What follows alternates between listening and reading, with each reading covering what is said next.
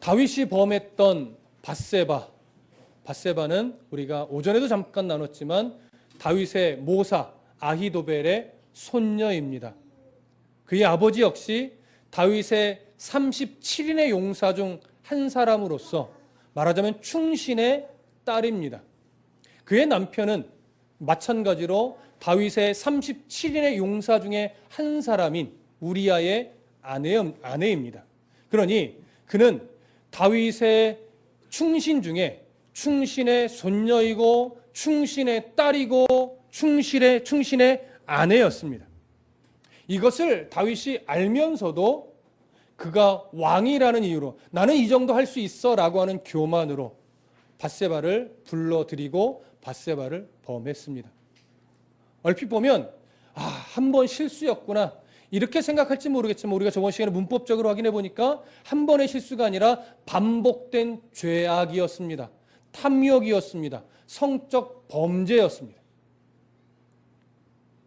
그로 인해 결국 밧세바는 그 죄의 결과 임신하였고 다윗은 그 임신 사실을 어떻게든 은폐하기 위해서 작전을 짰지요. 그것이 바로 우리아를 전쟁터에서 불러들여서 아내와 동침하게 하여서 그 임신한 아이가 자기로 인한 아이가 아니라 우리아의 아이처럼 꾸미고자 했습니다. 2번에 걸쳐서 시도했지만 역시 우리아는 충신이었고 거룩한 전쟁 중에 절대 집으로 돌아가지 않는 정말 진짜 군인이었습니다.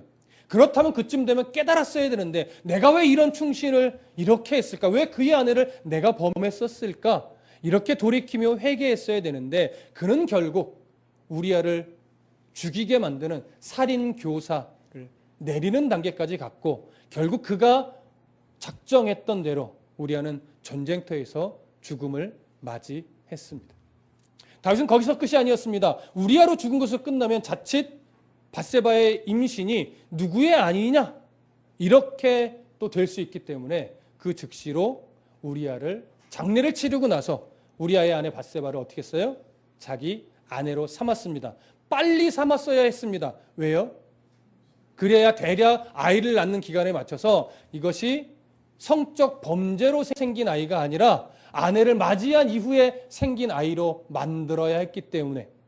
그래서 참 아이러니컬하게도 아마도 세상 사람들은 이런 이유로 우리아의 아내 밧세바를 아내로 취했는데 이 안에 사랑이 정말 있었는지는 잘 모르겠습니다. 그러나 아내로 취한 이 모습을 보고 이야 충신의 아내가 아이 없이 홀로 과부가 됐으니 저 인생이 비참했을 텐데 그를 불쌍히 여겨 충신의 아내를 보호하기 위해서 아내로 맞이하다니 참 다윗은 성군이다. 참 다윗은 멋지다. 훌륭하다. 이렇게 바라봤을 겁니다.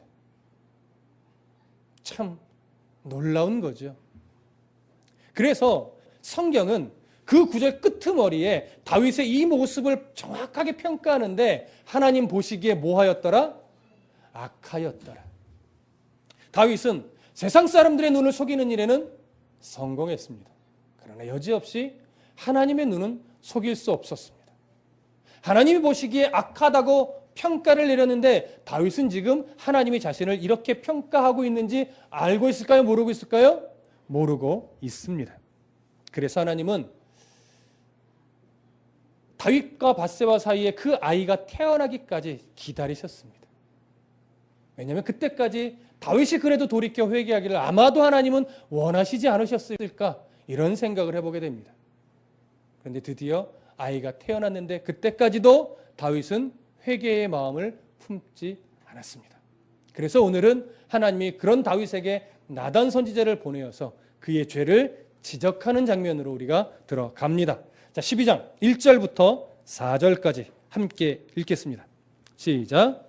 여호와께서 나단을 다윗에게 보내시니 그가 다윗에게 가서 그에게 이르되 한 성읍에 2사람이 있는데 한 사람은 부하고 한 사람은 가난하니 그 부한 사람은 양과 소가 심히 많으나 가난한 사람은 아무것도 없고 자기가 서로 사서 기르는 작은 암양 새끼 한 마리뿐이라.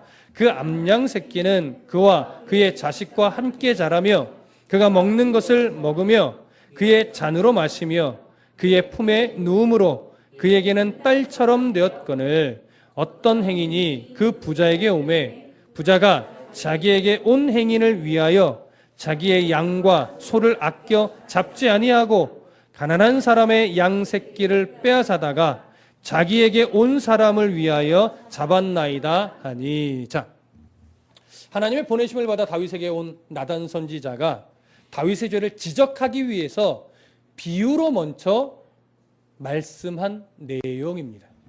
자, 근데 1절을 보면 여호와께서 나단을 다윗에게 보내시니 이렇게 되어 있습니다.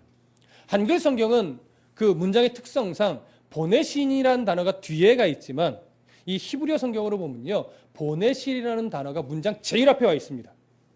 여러분 종종 듣지만 히브리어든 헬라어든 가장 강조하고 싶은 단어를 문장 제일 앞으로 배치시키는 경향이 많습니다. 그렇다면 지금 나단 선지자는 성경 저자는 무엇을 지금 강조하는 걸까요? 하나님이 나단을 보내셨다는 사실을 강조하는 겁니다. 보내시니가 강조돼요. 그런데 여기서요, 더 중요한 거 하나가 있습니다. 보내시니라는 이 히브리어로 보면 그 단어 앞에 접속사 하나가 연결된 형태예요. 그것이 뭐냐면 좀 문법적 용어로는 와우 접속사가 연결되어 있습니다. 좀 기억하시는 분도 있겠어요. 좀 종종 들었기 때문에 와우 접속사는 무엇을 의미하냐면 시간적으로 앞의 사건과 거의 동일하게 즉시로 이어지는 행위를 표현하는 겁니다. 그러니까 앞의 사건과 별개가 아니라 앞의 사건과 아주 시간적으로 별 간격의 차이 없이 즉시로 일어나는 일로 연결할 때 와우 접속사를 써요. 그럼 앞의 사건은 뭘까요? 27절 보십시오. 11장 27절. 그 장례를 마침에 다윗이 사람을 보내 그를 왕궁으로 데려오니 그가 그의 아내가 되어 그에게 아들을 낳으니라. 다윗이 행한 그 일이 여호와 보시기에 악하였더라. 그럼 어떤 사건과 연결이 될까요? 지금 아이가 태어난 사건. 그러니까 장례를 마치고 우리아를 아내로 맞이했어요. 그리고서 또 대략 10개월 정도가 지나갔겠죠. 그러고 나서 아이가 태어났어요. 하나님은요, 그 아이가 태어나자마자 어떻게 한 걸까요? 나단 선지자를 보낸 거예요. 아이가 태어날 때까지 나름 하나님이 회개의 기회를 주었다라고도 여길 수 있을 겁니다. 그래서 아이가 태어날 때까지 회개하지 않자 태어난 즉시 어떻게 해요? 하나님이 나단 선지자를 보냈는데, 자, 이제 보낸 다음에 나단 선지자가 다윗의 죄를 지적하기 위해서 비유로 이야기를 하는데, 바로 아주 고약한 욕심꾸러기 부자와 아주 가난한 한 사람의 관계 속에서 일어난 이야기를 비유로 합니다. 이렇게 내용이 되어 있죠. 한 성읍에 두 사람이 있는데 한 사람은 부하고 한 사람은 가난하니 이렇게 되어 있습니다. 자, 한 사람은 부자예요. 한 사람은 가난해요. 그럼 이 부자라는 말은 어느 정도의 부자를 의미하느냐? 심히 헤아릴 수 없을 만큼 많이 가진 부자입니다.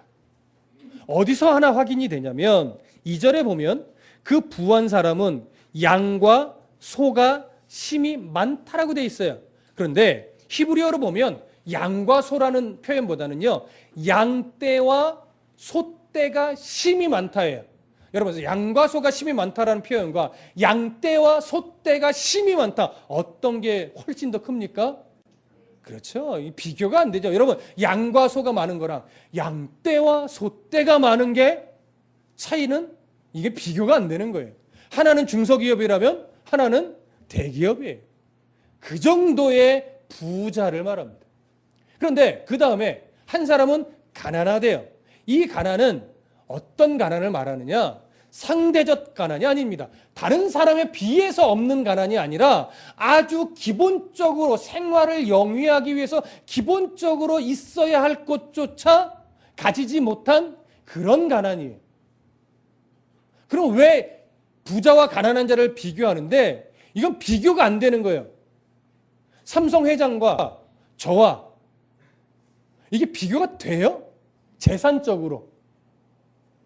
이건 뭐 속된 말로 발톱의 때만큼도 비교가 안 되죠. 이게 뭐 비교거리가 안 돼. 이게 웃긴 거. 말 꺼내는 것 자체가 웃긴 거예요. 자, 그만큼 이 부요가 차이가 나는데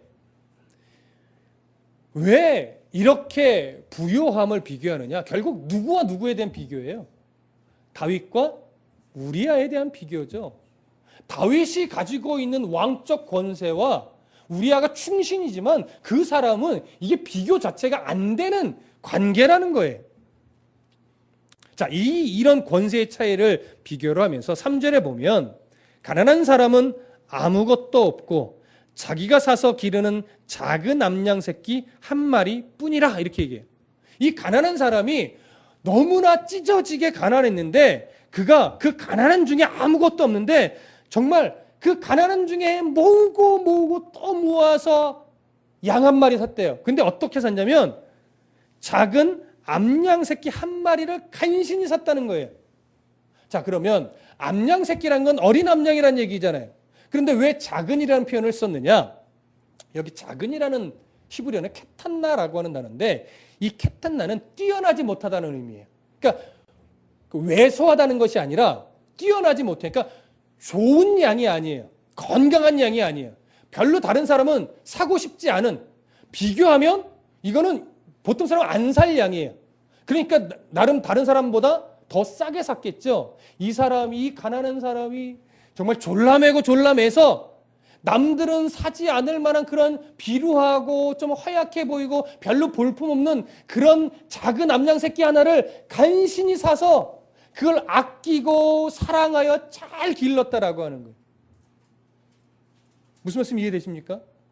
그래서 이 작은 암양 새끼를 얼마나 귀하게 여겼냐면 그와 그의 자식과 함께 자라며 그가 먹는 것을 함께 먹으며 그의 잔으로 이 암양 새끼가 마시고 또 그의 품에 누움으로 그에게는 뭐처럼 됐어요? 딸처럼 됐어요.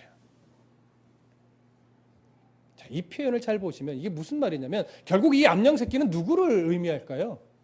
밧세바를 의미하죠. 그 밧세바를 이 주인이 아껴서 샀다라고 하는 것은 이게 부인할 수 없이 이건 우리아의 분명한 아내라는 얘기예요. 다윗이 넘봐서는 안 되는 우리아의 아내란 이야기고, 그럼 그 부부 사이가 어떻다는 거냐?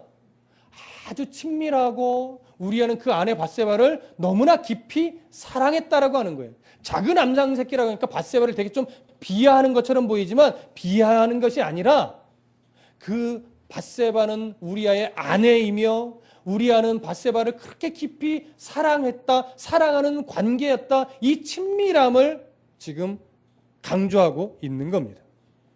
자, 이렇게 밧세바와 우리아의 관계를 이런 비유로 설명한 다음에 이제 나단은 이렇게 이야기를 합니다. 4절 한번 함께 읽어보겠습니다. 4절 시작. 어떤 행인이 그 부자에게 오매 부자가 자기에게 온 행인을 위하여 자기의 양과 소를 아껴 잡지 아니하고 가난한 사람의 양 새끼를 빼앗아다가 자기에게 온 사람을 위하여 잡았나이다. 이렇게 얘기를 합니다. 부자가 행인을 대접했어요. 당시 유대 문화에서 나그네를 대접하고 환대하는 것은 그 히브리인의 오랜 관습입니다.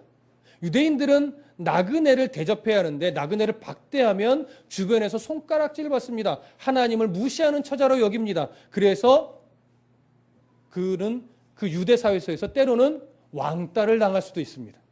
그래서 나그네를 대접하는 것은 그들 문화 중에 굉장히 중요한 문화인데 이 부자가 한 행인 나그네를 대접했습니다. 그러니까 많은 사람들이, 주변 사람들이 이 부자를 바라보면서 뭐라고 생각할까요? 야, 나그네를 대접하는 참 훌륭한 사람이로 인해 이렇게 인정하고 높였겠죠. 근데 속으로 들어가면 실상은 그 대접의 모습이 어떻다는 거예요? 그렇게 부자이면서도 자기께 아까워서 그 찢어지게 가난한 사람이 간신히 마련한 그 암양 새끼 하나를 성경은 뭐라고 말해요? 뺏어다가 강탈에다가 그것으로 나그네를 대접했다라고 하는 거죠. 겉으로는 세상 사람들이 인정을 받고 높임을 받고 존귀 여김을 받았겠지만 실상 그 속은 가난한 사람들의 피눈물을 흘리게 만들면서 한 대접으로서 하나님은 인정하지 않는 대접임을 여기서 보여주는 겁니다. 자, 이 이야기를 들은 다윗은 이것이 실제 일어난 일로 생각하면서 나단이 실제 일어난 누군가의 이야기를 다윗에게 좀 어떻게 좀 해달라는 의미로 이야기한 것으로 여겼던 것 같아요. 그래서 다윗이 어떻게 반응했는가? 5절과 6절을 보겠습니다. 5절과 6절 시작. 다윗이 그 사람으로 말미암아 노하여 나단에게 이르되 여호와의 살아계심을 두고 맹세하노니 이 일을 행한 그 사람은 마땅히 죽을 자라. 그가 불쌍히 여기지 아니하고 이런 일을 행하였으니 그 양새끼를 네 배나 갚아 주어야 하리라 한지라. 자, 다윗은 이 부자를 향하여 뭐라고 말하냐면 그 사람의 행위는 죽어 마땅한 행위다 이렇게 얘기합니다. 그리고 나서 그 사람은 자기가 빼앗았던 양을 네 배나 도로 갚아 주어야 한다라고 이야기를 합니다. 물론 아직 법정은 아닙니다. 그래서 법적 판결로서 말한 것은 아니지만 그는 그 부자, 이 못돼 먹은 부자가 이러한 대가를 치루어야 한다고 외칩니다. 그것이 자기를 향한 것인지도 모르는 상태로 말이죠. 나중에 언급이 되겠지만 사실 다윗은 자기가 말한 대로 대가를 치릅니다. 실제로 따져보면 다윗이 말한 대로 보면 다윗은 우리아를 죽이고 밧세바를 범한 일로 인해서 죽어 마땅한 자입니다. 자기 말로 하면. 그래서 나중에 이야기되겠지만 실제로 자기가 죽어야 되는데 누가 죽어요? 그 아이가 죽어요. 그리고 네 배나 갚아야 한다고 하죠. 아마도 아마 맞을 겁니다. 그 이후에 처음에 그 밧세바와 다윗 사이에 난 아이가 태어나자마자 얼마 있다 죽지요? 그 다음에 나머지 세 아들들 다 순차적으로 이 역사의 소용돌이 속에 이 권력 다툼에 휘말려가면서 세 명의 아들이 또 이어서 죽어갑니다. 네 배나 갚는다는 말을 통해서 어쩌면 내 아들이 죽은 이 사건이 이 다윗이 했던 말과 연관이 있을 것이다. 이렇게 보는 것이 보편적인 시선이기는 합니다. 나단은 분명 이러한 다윗의 잘못을 지적하기 위해서 이런 비유를 했습니다. 다윗은 이것이 자기를 염두에 둔 말인 줄 전혀 생각하지 못하고 그 못돼 먹은 부자 죽어 마땅하다. 네 배나 갚아야 된다 이렇게 외치고 말았지요. 자, 여기서 우리가 한 가지 좀 꼭 보시고 넘어갈 게 있습니다. 뭐냐면 왜 다윗이 이것이 자기를 향한 말이라고 생각 못했을까? 이것이 왜 자기의 죄를 지적하는 비유임을 왜 눈치채지 못했을까 하는 거예요. 그 이유 중 하나는 이렇게 볼 수 있을 겁니다. 이것이 당시 유대 사회에 흐르는 종교적 정서 때문일 가능성이 많습니다. 무슨 말이냐? 당시 유대 사회의 종교적 정서는 이런 것이 있습니다. 부자는, 특히 힘이 큰 부자는 아무나 될 수 없다라고 여깁니다. 어떤 사람만이 힘이 큰 부자가 될 수 있을까요? 하나님의 복을 받은 사람, 하나님께 그의 신앙이 인정받은 사람, 그런 사람만이 하나님께 복을 받아 큰 부자가 될 수 있다라고 당시 사람들은 생각했습니다. 그러면 가난한 사람은 왜 가난하다고 여겼을까요? 얼마나 하나님 앞에 온전하지 못하며 얼마나 하나님 앞에 부정한 삶을 살았으면 저렇게 찢어지게 가난할까? 그러니까 가난한 사람 중에서도 오늘 비유 안에 있는 사람만큼 가난한 사람은 하나님께 벌을 받은 자처럼 하나님의 저주를 받은 자처럼 하나님 앞에 참 부정한 사람이기 때문에 이렇게 가난한 것처럼 당시 사람들은 종교적으로 바라봤습니다. 이게 병든 자들을 바라보는 시선과 별반 다르지 않습니다. 아마도 더 심할 수도 있습니다. 그러면 부자는 물질도 많지만 종교적으로도 얼마만큼 우월한 위치에 서 있으며 그로 인해 얼마만큼 세상 안에서 종교적으로 또 물질적으로 얼마나 교만했을까요? 반면 가난한 사람은 종교적으로도 얼마나 위축돼 있었을까요? 세상적으로는 거의 이건 비참하게 살았겠지요. 그런데 이러한 정서로 인해서 생긴 참 나쁜 그들의 문화가 있습니다. 뭐냐면 부자는 하나님 앞에 복을 받은 사람이기 때문에 저렇게 하나님 앞에 저주를 받은 인생같이 여겨지는 가난한 자는 함부로 대하여도 된다라고 하는 이상한 정서가 그들 안에 흐르고 있어요. 여러분 무슨 말씀인지 이해되십니까? 다윗이 우리아를 죽게 만들고 밧세바를 범하고 그것을 은폐하고 있는 이 상황이 나단이 볼 땐 또 하나님은요 이러한 정서와 무관하지 않게 여긴 것으로 보여집니다. 그러니까 다윗은 이스라엘의 뭐예요? 통일된 이스라엘의 왕이에요. 부족함이 없이 모든 것을 다 가졌어요. 재산, 권세, 종교적으로 어느 것 하나 부족함이 없이 정말 매우 큰 부자처럼 모든 것을 다 가진 자입니다. 그렇다면 세상 사람들이 다윗을 볼 때 뭐라고 여길까요? 아마도 이스라엘에서 하나님 앞에 최고로 인정받은 사람, 이스라엘에서 하나님께 최고로 큰 복을 받은 사람, 이렇게 여김을 받았을 겁니다. 그러니 이런 다윗이 영적으로 교만해질 때 어떤 모습이 생길까요? 밧세바 너무 예쁜데 탐욕이 생기겠죠. 근데 우리가 저번 시간에 살펴봤듯이 아히도벨의 손녀예요. 충신의 딸이에요. 또 충신의 아내예요. 절대 범해서는 안 되는 여인이에요. 그런데 까짓것 신하의 딸인데 내가 누구예요? 왕인데 모든 것을 다 가진 자인데 까짓것 이 정도쯤이야. 도덕적으로 문제 돼. 들키지만 않으면 되지. 이런 영적 교만이 있어요. 하나님이 그것을 죄로 여긴다는 걸 생각 못해요. 왜냐? 나는 하나님께 인정받아서 이렇게 왕이 된 자이니까. 그런 정도 범해도 하나님은 나를 미워하시지 않을 거야. 그게 하나님이 문제 삼겠어? 이런 식의 생각이 은연중에 다윗의 가슴속에 있었을 것으로 여겨집니다. 이런 교만이 하나님의 마음을 분별하지 못하는 영적 어두움으로 작용을 합니다. 이런 부자가 가지고 있던 영적 교만이 바로 다윗에게 고스란히 있었던 영적 교만인 겁니다. 그러니 이런 일을 내가 대충 덮어도 들키지만 않으면 문제 없겠지. 잘 보십시오. 도덕적으로는 다윗이 이게 잘못이란 걸 알았습니까? 몰랐습니까? 밧세바를 범한 것이 도덕적으로는 잘못이라고 알았어요? 몰랐어요? 알았죠. 알았으니까 안 들키려고 했지요. 그러나 딱 다윗은 거기까지예요. 이게 도덕적으로는 문제가 되지만 내 권세로 덮으면 돼. 그러면서 이 문제를 종교적인 문제로까지 연결을 해야 안 해요? 안 해요. 왜냐하면 자기는 종교적으로 하나님 앞에 가장 큰 인정을 받은 자이기 때문에 누구도 그렇게 생각하지 않을 거라고 여겼고 하나님도 나를 그렇게 볼 것이라 감히 생각하지 않아요. 이게 다윗이 가지고 있던 큰 교만이란 말이죠. 나단은 이제 그 교만을 깨트릴 겁니다. 자, 7절 8절 함께 보시죠. 함께 읽습니다. 시작. 나단이 다윗에게 이르되 당신이 그 사람이라.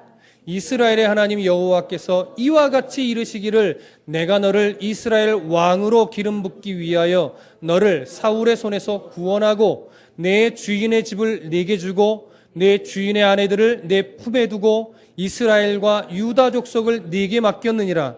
만일 그것이 부족하였을 것 같으면 내가 네게 이것저것을 더 주었으리라. 자, 나단이 먼저 이야기를 꺼내죠. 다윗에게 이르되 당신이 그 사람이라. 당신이 죽어야 한다고 말한 그 부자가 바로 당신입니다. 정확하게 지적한 거예요. 나단의 입장에서 본다면 인간적으로는 사실 목숨을 걸고 한 말입니다. 영적으로 보면 하나님의 권위를 대신하여 그에게 담대히 선언한 겁니다. 아마도 이 정확한 지적이 다윗의 교만을 깨트릴 겁니다. 그러면서 하나님의 말씀을 대언하는데 나단 선지자는요, 하나님이 다윗에게 얼마나 큰 복을 다 주었는지 그걸 먼저 이야기를 합니다.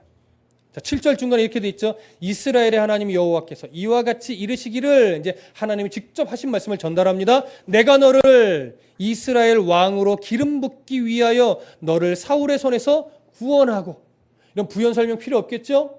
사울의 죽이려고 하는 그 이 순간순간의 위기들을 하나님이 다 지켜 보호하여 주셨습니다. 그리고 8절, 네 주인의 집을 내게 주고. 무슨 말이에요? 사울이 가지고 있던 왕권을 누구에게 주었다는 얘기예요? 다윗에게 넘겨주었다는 얘기입니다. 그 다음에 네 주인의 아내들을 네 품에 두고, 이렇게 말해요.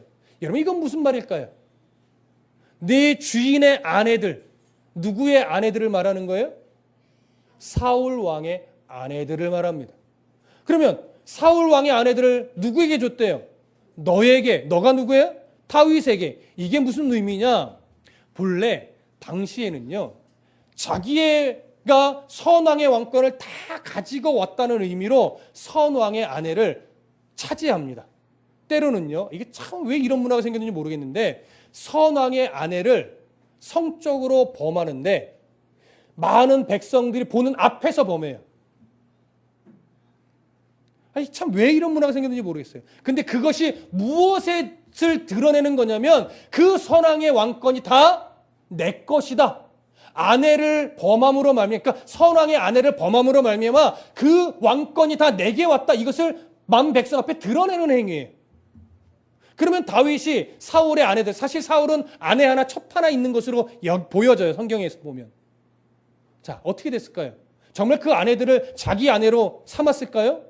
성경은 전혀 그런 기록이 없어요. 그런 분위기도 없습니다.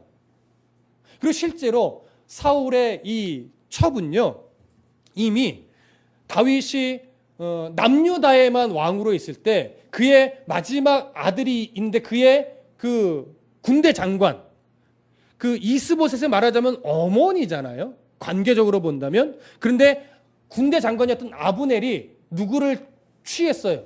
바로 사울 왕의 후처였던 그 이스보셋의 입장에서 보면 어머니를 범했단 말이에요. 그것 때문에 관계가 금이 갔었죠. 그러니까 이렇게 됐었는데 그 여인을 다윗이 취했을 리 없습니다. 그래서 이 표현은 보편적으로 어떻게 보냐면, 선왕의 아내를 다윗이 취했다는 것을 말하는 것이 아니라 여기까지 연결해서, 그러니까 네 주인의 집을 내게 주고 네 주인의 아내들을 내 품에 두고, 여기까지 하나를 강조하는 거예요. 사울 왕의 모든 왕권이 누구에게 넘어갔다? 다윗에게 넘어갔다는 것을 표현하기 위해서 이렇게까지 기록을 한 것으로 보여집니다. 자, 그렇게 해서 왕권을 다윗에게 주었고, 이스라엘과 유다 족속을 네게 맡겼다. 왜 굳이 이스라엘과 유다라고 나누어서 표현했느냐? 이미 유다만 통치했었고 북쪽과 갈라져 있었단 말이에요. 이때 한번 분열이 됐어요. 분열 왕국은 솔로몬 이후지만 실제로 한번 먼저 분열이 됐었습니다. 그러고 나서 다시 통일된 이스라엘의 왕이 되었기 때문에 이스라엘과 유다의 왕으로 삼았다는 표현을 쓴 것으로 여겨집니다.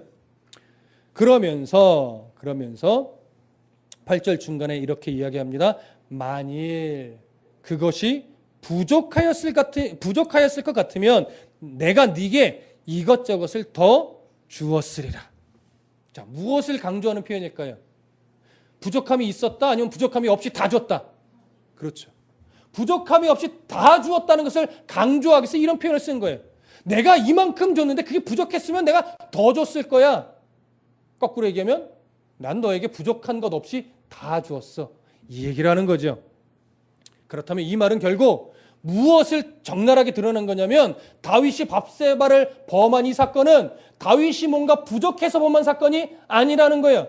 정확하게 다윗이 탐욕에 사로잡혀서 자기의 악함으로 범한 죄이지, 하나님이 주신 것 어떤 것이 부족하고 모자라서 그 모자라는 것 때문에 아쉬워서 범한 죄가 아니라는 것을 정확하게 보여주는 거예요. 그러니까 하나님께 부족함 없이 받았음에도 불구하고 영적으로 틈이 생기니까 그 사이로 뭐가 작용을 해요?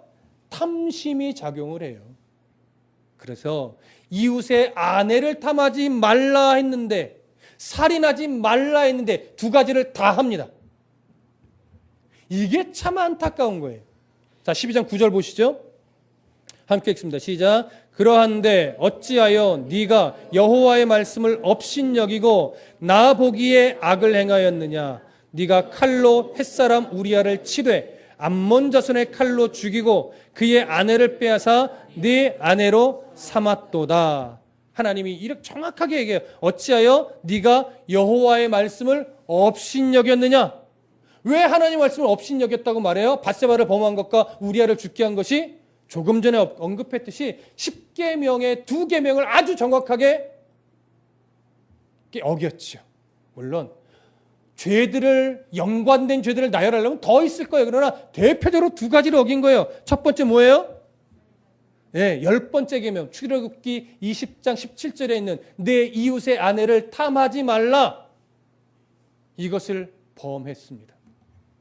6번째 계명, 출애굽기 20장 13절 살인하지 말라. 이것을 범했습니다. 그리고 아이가 태어날 때까지 회개하지 않았습니다. 하나님 회개할 기회를 주었음에도 불구하고 회개하지 않았습니다. 하나님의 말씀을 업신여긴 겁니다. 그래서 하나님이 바로 이 악행에 대해서 네가 칼로 햇사람 우리아를 치되 암몬 자손의 칼로 죽이고 또 그의 아내를 빼앗아 네 아내로 삼았도다. 다윗의 범죄를 정확하게 나단 선지자의 입을 통해서 지적해 주었습니다. 다윗은 신앙 양심이 무뎌지니까 대표적으로 그 안에 드러난 것이 뭐냐면 하나님의 말씀을 타인에게는 냉정하게 적용하는데 자기에게는 냉정하게 적용하지 않았어요. 그래서 그 비유를 듣자마자 그 부자는 죽어 마땅하다, 4배를 갚아야 된다 해놨는데 밧세바를 범하고 우리아를 죽인 것에 대해서는 하나님 말씀에 위배됐다고 생각도 않고 자기에게 적용하지도 않았어요. 이게 신앙이 무뎌질 때 나타나는 겁니다. 신앙이 무뎌지면 남의 죄는 보여요. 내 잘못은 못 봐요. 성숙한 신앙이라고 하는 것은, 올바른 신앙이라고 하는 것은 계속 강조되지만 남의 눈에 티를 보는 것이 아니라 내 눈에 들보를 보는 거예요. 그래서 신앙은 하나님의 말씀을 근거로 나에게 냉정하게 적용하는 사람, 그렇게 갈 때 신앙이 더 건강해집니다. 여러분 제발 하나님의 말씀을 읽고 배우고 은혜 받을 때, 도전 받을 때 제발 그 말씀의 칼을 다른 사람에게 대지 마시고 언제나 나를 향해만 겨누시란 말이에요.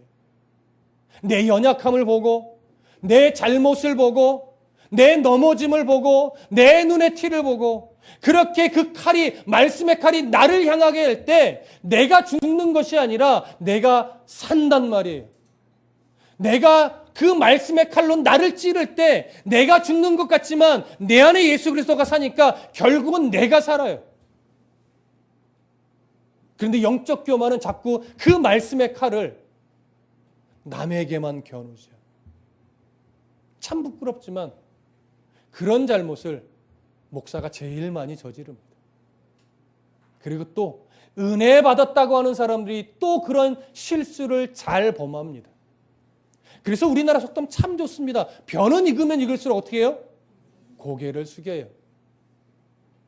웃긴 말로 제가 풀어보자면 벼는 고개를 숙여 자기를 봅니다. 벼는 고개를 숙여 자기의 발끝을 봅니다. 자기의 죄를 보는 거죠. 여러분, 제 해석입니다. 누가 했던 말이 아니에요. 성도는 말씀의 은혜를 받으면 받을수록 다른 사람을 보지 않고 자기 자신을 봅니다. 그래야 다윗과 같은 실수를 저지르지 않을 수 있습니다. 그러니 여러분, 교회 생활 열심히 하십시오. 말씀 열심히 읽으십시오. 성경 공부도 열심히 하십시오. 설교를 들을 때 정말 깊이 눈과 귀를 열고 마음을 열고 정말 열심히 들으십시오. 그리고 그 말씀이 누구를 향해 있어야 된다고요? 항상 나를 향해 있을 수 있도록 잘 긴장하십시오. 그러면 다윗이 저질렀던 이 실수를 범하지 않고 하나님 이끄시는 대로 정말 건강한 성도가 될 것입니다. 제가 그렇게 말씀을 연구하고 전하지만 그 말씀의 칼을 나를 겨누는 목사로 끝까지 갈 때 저 또한 건강한 목사가 될 것이고 여러분 또한 그렇게 할 때 건강한 성도가 될 것이고 제가 건강한 목사임을 지켜내고 여러분이 건강한 성도임을 지켜낼 때 우리 교회는 건강한 성도가 될 것입니다. 하나님이 기뻐하시는 거죠. 이러한 성도, 이러한 목사, 이러한 교회 되기를 간절히 축복합니다. 기도하겠습니다.